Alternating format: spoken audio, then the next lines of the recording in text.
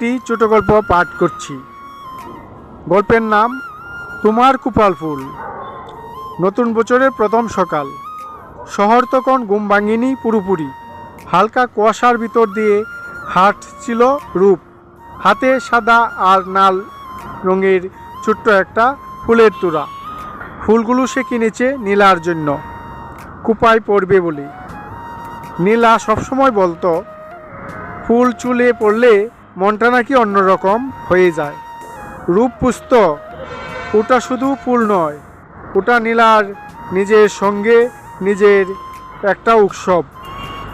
গত বছরটা তাদের জন্য সহজ ছিল না। ভুল বুঝাবুঝি, না বলা কথা ও সময়ে চুপ করে যাওয়া, সব মিলিয়ে দূরত্ব জমেছিল। তবু নতুন বছর মানেই তো নতুন করে বিশ্বাস করার সুযোগ। নীলার বাড়ির সামনে এসে রূপ থেমে গেল, ডাকল না, শুধু জানালার ধারে ফুলগুলি রেখে দিল।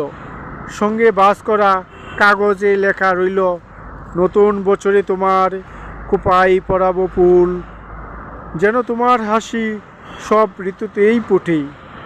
রূপ চলে গেল, ধীরে নিশ্চুপ। কিছুক্ষণ পর জানালার পর্দা নড়ল, নীলা ফুলগুলি হাতে নিল, আয়নার সামনে দাঁড়িয়ে খোঁপায় ফুল গুজে হালকা করে হাসল। নতুন বছরটা ঠিক সেই হাসি দিয়েই শুরু হলো নতুন বছর।